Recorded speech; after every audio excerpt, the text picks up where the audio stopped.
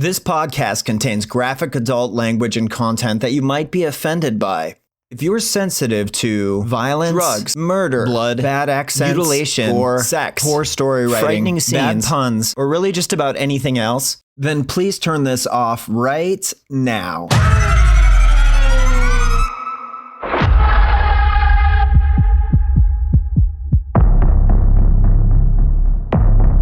Don't let the ghosts and the ghouls disturb you, darling.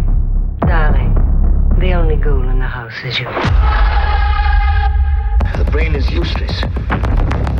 We must find another brain. Children of the night. Whoever is bitten by a werewolf and lives becomes a werewolf himself.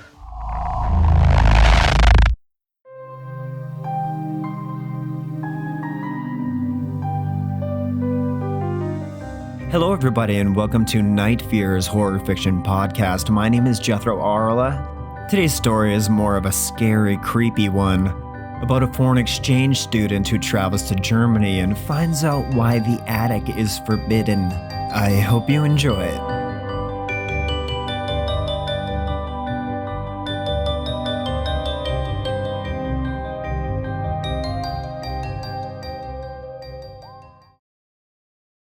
The train ride from Frankfurt had been smooth. The German countryside rolling past like an oil painting. Cobblestone villages nestled between thick forests. Distant church steeples piercing the sky. It all felt surreal, like stepping into a postcard. My exchange program had arranged everything. A full school year with a welcoming host family. An opportunity to immerse myself in a new culture. I was ready for the adventure. Herr Kraus met me at the station. He was tall, severe, but polite. His thin mouth stretching into a tight-lipped smile as he shook my hand. "Welcome to Deutschland," he said in a heavily accented English. "We're so happy to have you." The Kraus residence sat at the end of a narrow street, where old buildings pressed close together like whispering conspirators. Their home was large, the timber beams dark with age. Classic German architecture, the windows tall and narrow like watchful eyes. Something about this place felt heavy. The air itself seemed to thrum with something unseen. Something buried in that wood and stone. Frau Kraus greeted me with a warm embrace, though her arms were stiff, as if she wasn't used to giving hugs. Their son, Lucas, he was about my age, but barely spoke, just nodded, hands stuffed deep into his pockets. Inside, the house smelled of bread and wood smoke. It was a comforting scent, yet beneath it, something lingered, like an undertone of damp earth. It was impossible not to notice how quiet it was. No hum of distant traffic, no background noise. Just the sound of our footsteps on the wooden floors and the occasional sigh of the wind against the shutters. And then we reached the staircase. It was narrow, older than the rest of the house. The wood warped and darkened by time. At the top, a single door loomed, paint cracked and flaking at the edges.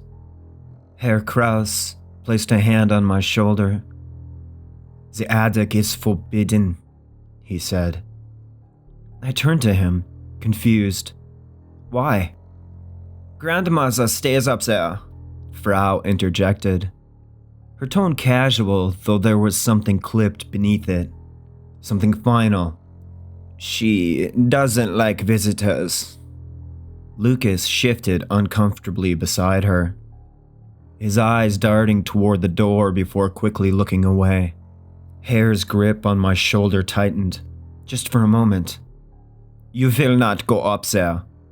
A silence stretched between us, and then his hand fell away. And his smile returned. The moment passing as if it had never happened.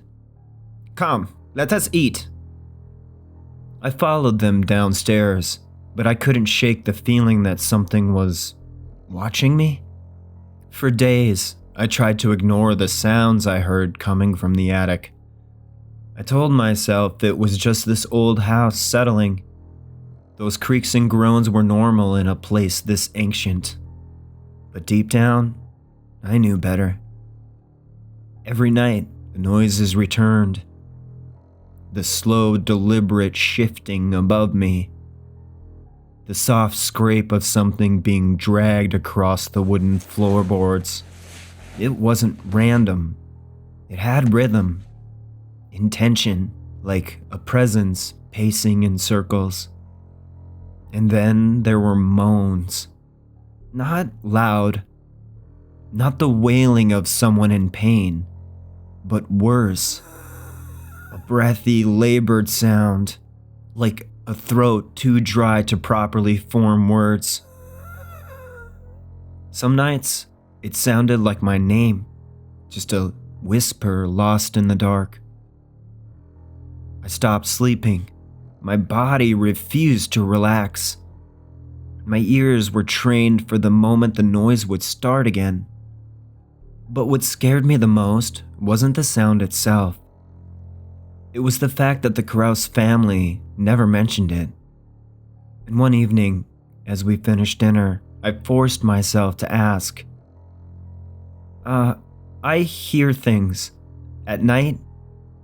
Herr Krause's hand, poised midair with his fork, froze for a half-second before continuing to his mouth, and his wife Frau didn't look up from her plate. "The house makes noises," she said simply. I turned to Lucas, expecting some reassurance, but his face had gone pale. He wouldn't meet my gaze, wouldn't speak. Herr's voice came calm and measured. "You are just imagining things." And the discussion ended there. But that night, the noises were worse. The thumping grew more erratic, the dragging heavier, like something was struggling, clawing at the walls. And then for the first time, I heard a knock. Not loud, just a single hollow tap. The breath left my lungs in a sharp gasp, and I sat up, every nerve in my body alight. Another knock. It wasn't coming from my bedroom door. It was from the attic door. My hands clenched into fists. I squeezed my eyes shut, counting in my head, waiting for it to stop. It didn't. I don't know what compelled me to move, what forced my legs to carry me forward. Maybe it was desperation. Maybe I just needed to see. That hallway stretched before me, moonlight slanting through the narrow windows, casting these long, twisting shadows against the walls. The attic door stood at the end, looming, its keyhole a single black eye staring back. I climbed the narrow staircase, pausing every time the wooden stairs started to groan under my weight. And I could hear my own breath, ragged and uneven as I knelt. My fingers trembled as I leaned forward, pressing my face to the keyhole. At first, I could only see darkness. And then, as my vision adjusted, I made out the outline of a chair, a rocking chair, and in it, something sat. Her body slumped forward, bones barely holding together beneath paper-thin flesh, strands of brittle white hair clinging to her scalp. Her face sagged, eyes sunken into these deep pits. I felt sick. She wasn't alive. She couldn't be. And then she moved. Her head jerked violently. The movement wasn't slow. It didn't even seem human. It was as if some external force had yanked her head upright. She didn't blink. She wasn't breathing.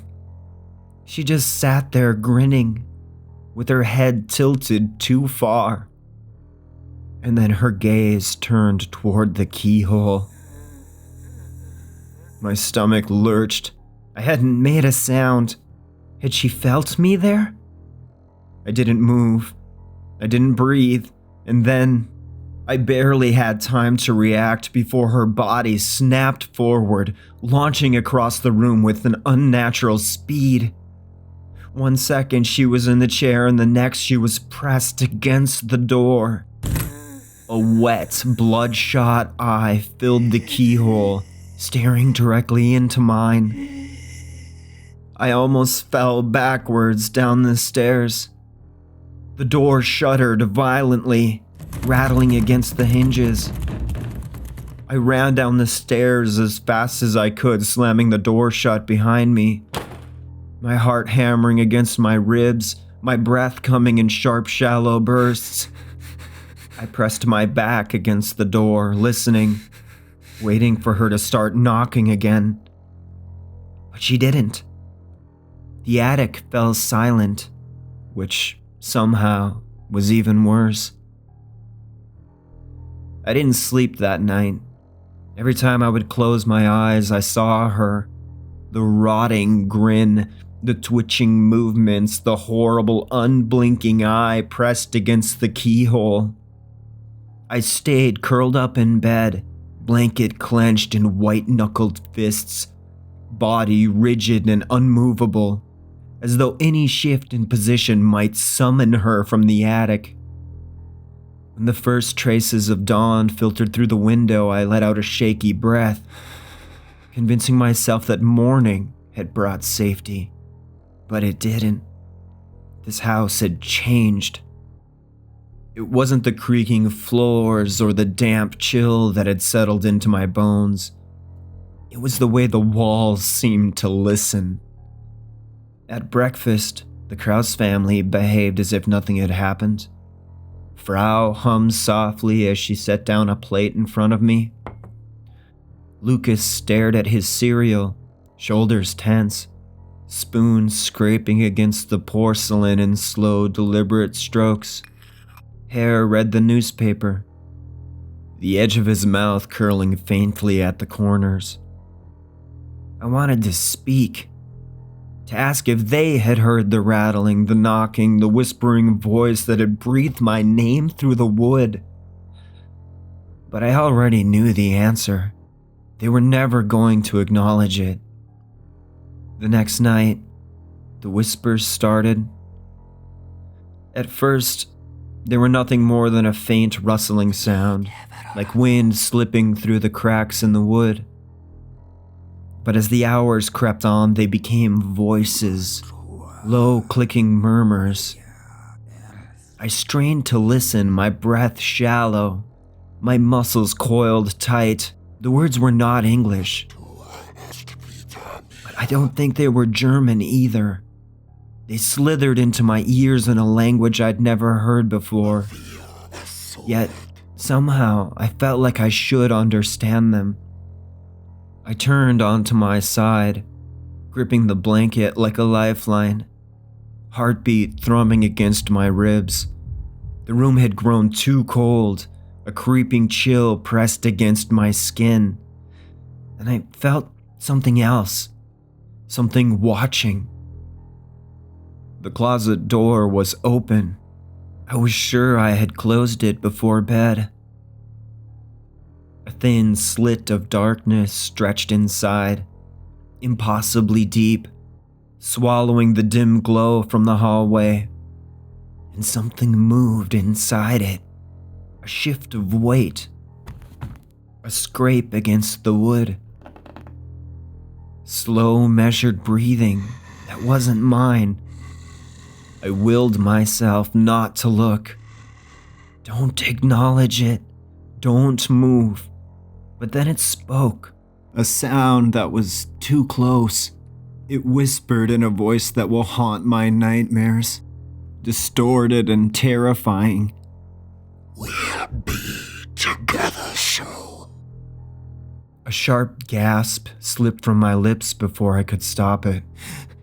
The breath I hadn't meant to take, the response I hadn't meant to give.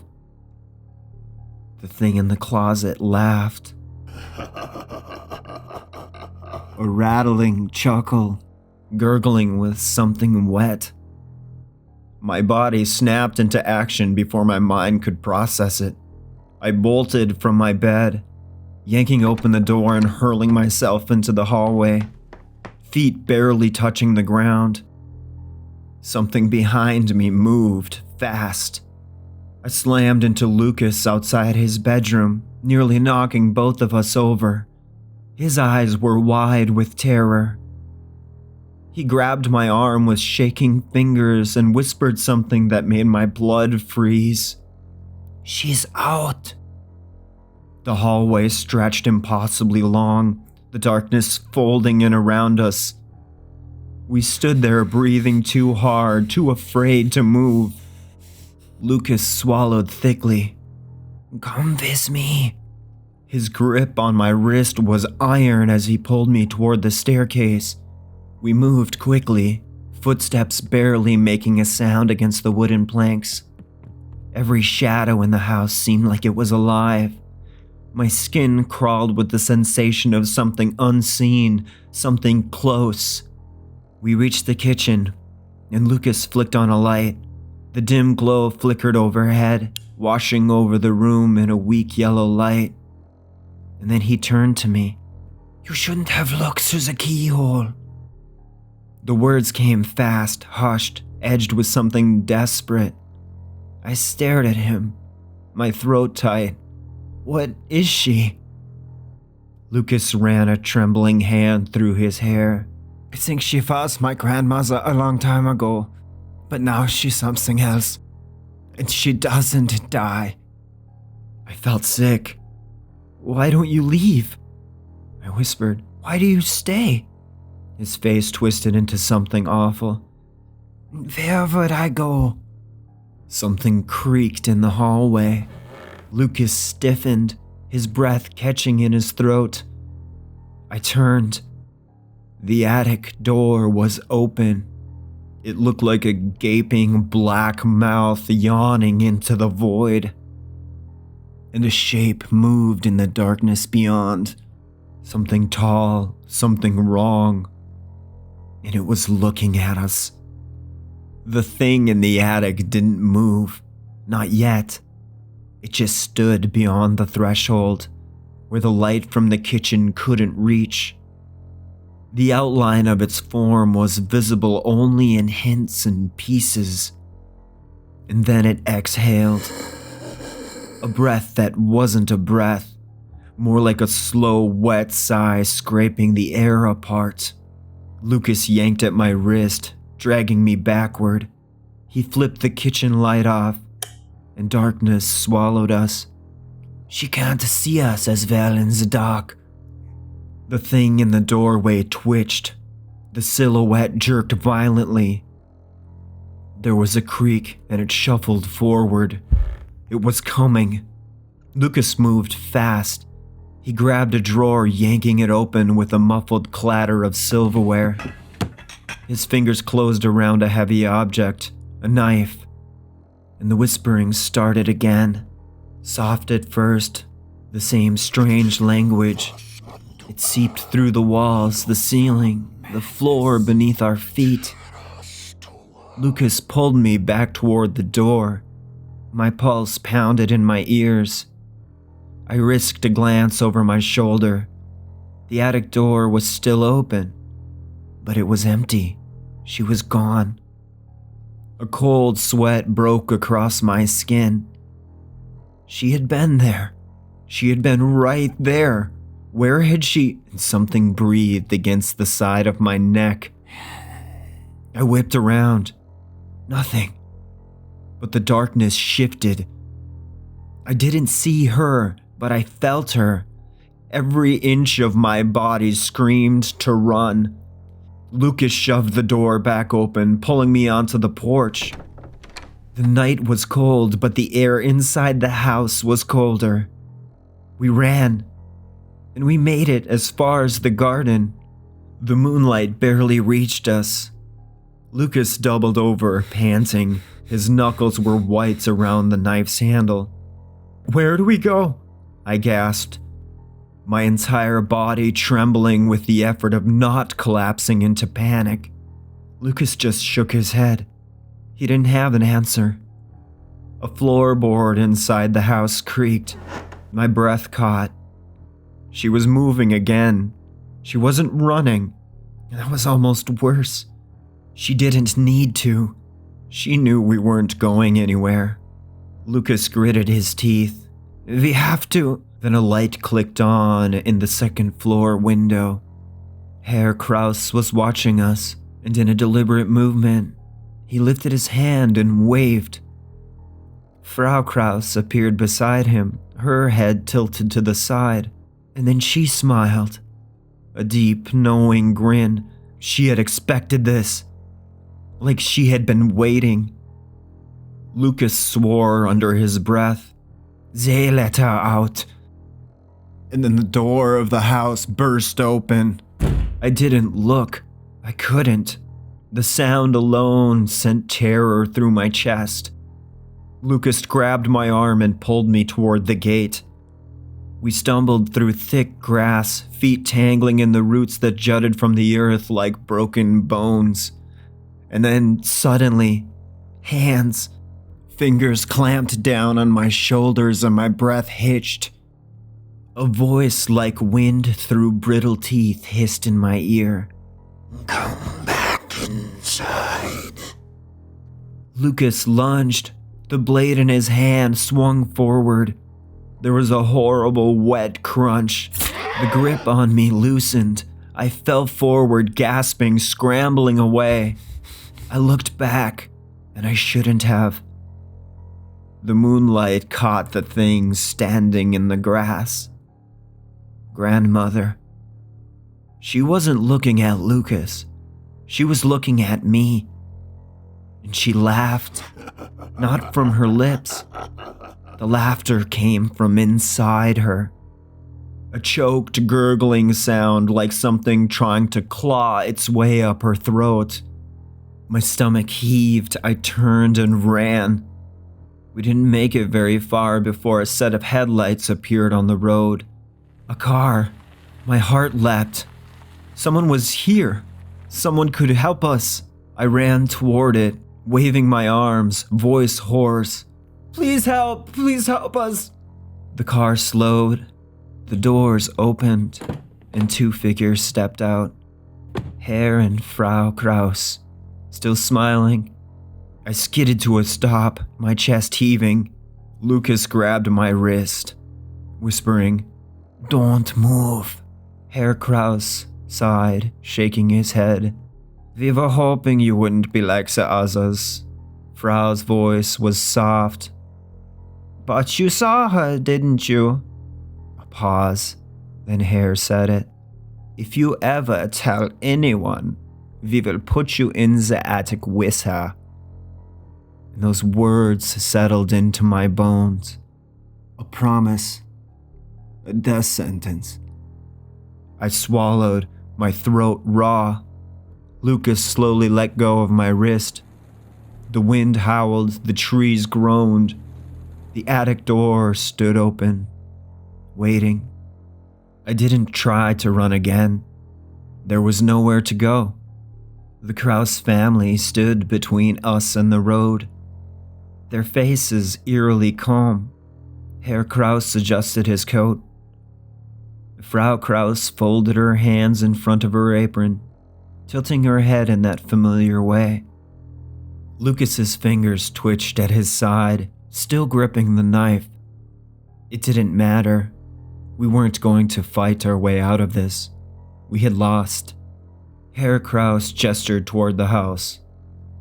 "Go back inside the house." Lucas didn't move. I forced my legs to obey, stepping forward slowly, my body trembling with every step.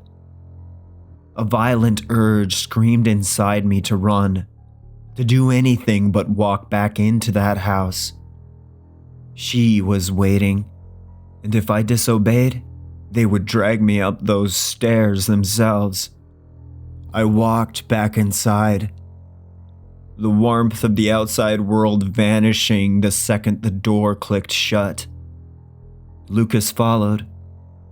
His movements were stiff, resigned. The rest of the Kraus family stepped in after us. The lock turned. We weren't leaving. I lay awake that night, staring at the ceiling. My body ached from exhaustion, but I didn't dare let my eyes close. She was out.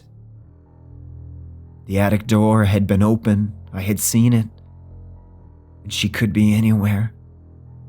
A floorboard groaned in the hallway. She was moving. Another creak. Closer. I heard a dry, rasping breath. I clamped a hand over my mouth, squeezing my eyes shut. The doorknob twisted. It didn't open. Not yet. She was testing it. A slow motion, turning it back and forth, back and forth. The metal clicking softly in the stillness. And then it stopped. Silence. I waited, my lungs burning, heart hammering so violently I thought it might betray me. And then I heard something crawling. Not walking, not shuffling. Pulling itself across the floor. Nails scraping against wood, joints cracking. A sickly, sour stench curled beneath the door frame. Something rancid and sweet. Something dead, but still moving. I heard a whisper. You looked. The air left my lungs. I clenched my eyes tighter. Go away, please go away. A sharp tap. Something pressing against the wood. Feeling, searching. A sound like flesh peeling from bone. And then there was a slow, ragged inhale. And then another. And then, all at once, a violent slam. The door buckled inward, wood splintering under the force. My breath caught in my throat, frozen in pure terror. But it didn't open. She was still out there. I didn't sleep. I couldn't. I stayed frozen in place until dawn bled through the curtains. Lucas had come into my room the next morning. "We have to close the door," he said. The house was quiet as we crept toward the attic steps. It was too quiet. No humming from Frau Kraus. No shifting of chairs, no breakfast cooking. The stairs groaned softly beneath our weight as we ascended. The attic door was open. The single window at the far end let in just enough light to see something hunched in that chair. It was the grandmother. She didn't move. Not at first. Her body sagged. Her bones were visible beneath gray, stretched flesh. Her jaw hung open just a little too wide. Her lips were cracked and shriveled, pulled back to reveal black, rotting teeth. I forced myself forward, my breath shaking, and Lucas followed, and she exhaled. It was like a wet, rattling sound, and then she spoke. My entire body went cold. The words were dry, rasping, barely more than a whisper. I turned to Lucas, expecting him to tell me I just imagined it, but his face was frozen in horror. She slowly lifted a trembling, bony hand and pointed at the floor. I followed her gesture. The planks were old, warped. And then I saw it. It was a trap door. Lucas stiffened beside me. I looked at him. He shook his head like he hadn't known about this. Slowly, cautiously, I bent down and pried my fingers beneath the edge of the wood. It lifted with a groan.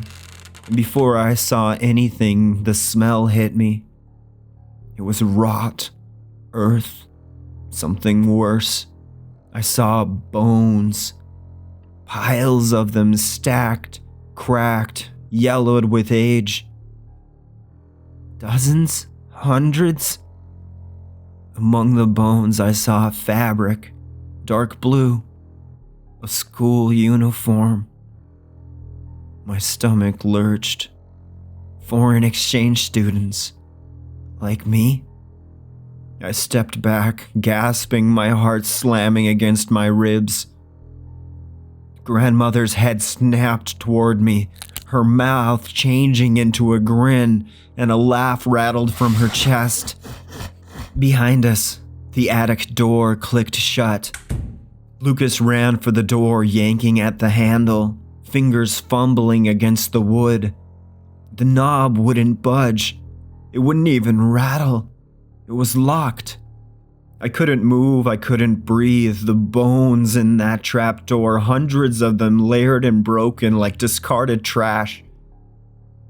The grandmother laughed. Her lips peeled back even farther. Black teeth exposing black gums. Lucas banged on the door, screaming. No one was coming. We both knew that. Grandmother began to stand. It was wrong. Every movement unnatural, her joints bending the wrong way, her limbs stretching too far, her bones snapping into new positions. Something underneath her skin writhed, like a hive of trapped insects. She wasn't human anymore. Maybe she never had been. I staggered backward, choking on the foul air. The attic walls felt like they were shrinking, the sloped ceiling pressing in. And then she rushed at us. Her body snapped forward, launching across the room, her feet dragging limply behind her. I screamed and Lucas swung the knife.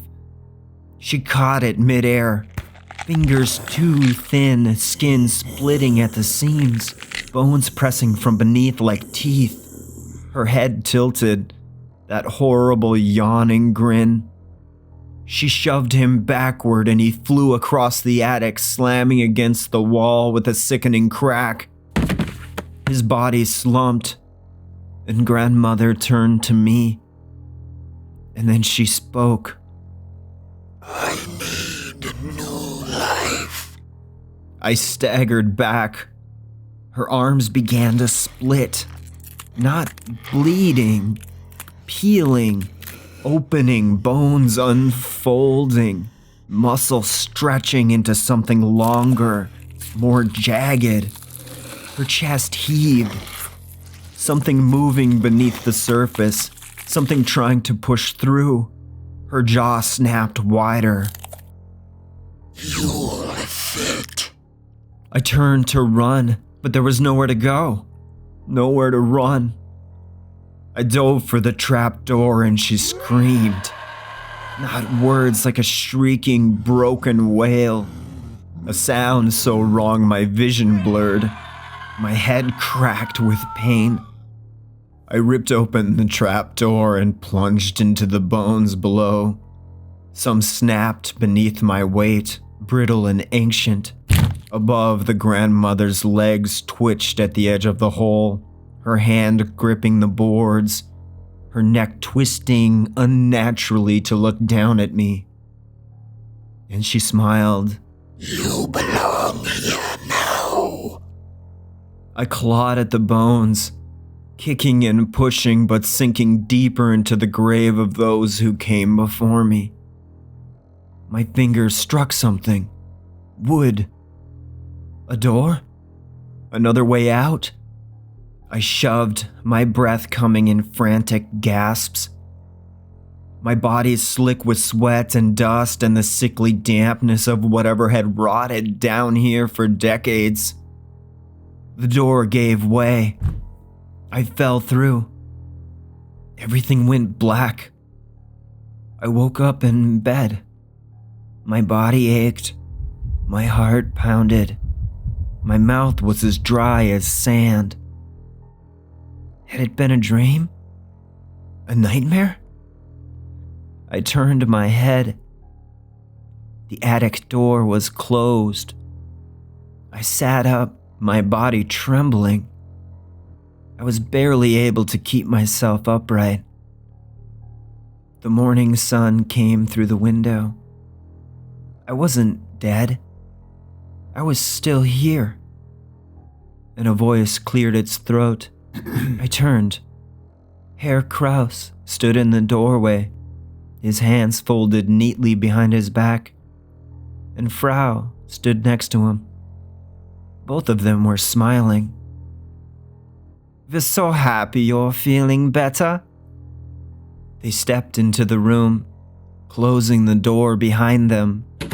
Frau smoothed the blankets over my lap, gently, like a mother might. "We were worried," she said softly. "You've been asleep for so long." Herr Kraus nodded, his smile stretching wider. "But everything is as it should be now." I tried to move. My limbs felt wrong. They were heavy and stiff. I looked down at my hands, and they weren't mine.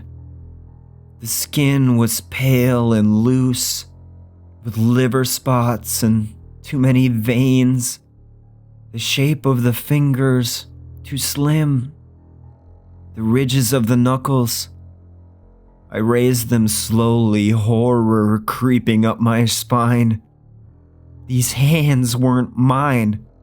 Frau Kraus leaned forward. In a voice soothing, almost kind. "We value our family. And see, grandmother gets hungry. So we find arrogant children, such as yourself, and we feed them to grandmother. You not only share grandmother's body, but her mind and her thoughts as well. Until she has consumed your life force and we need to replace you. You might think that someone will come looking for you, but we lie on the paperwork. They have no idea where you are. But don't concern yourself. It won't be long before grandmother consumes you. And then we will find another." And suddenly I'm alone. The trap door is gone. I can't find an escape. I can hear voices whispering sinister, horrible things all the time in the back of my head. I'm sitting in the rocking chair. I look up, and I see something. I see an eye at the keyhole. And I hear a knock. A new foreign exchange student? I can feel myself getting weaker, my thoughts more broken. And then I hear Herr Kraus's voice shout up the stairs. "You mustn't disturb grandmother!"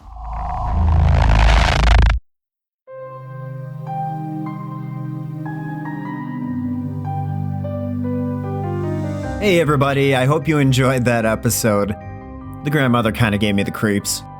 If you enjoy this podcast, like and subscribe, whatever you're listening on, and until next time, Have sweet dreams.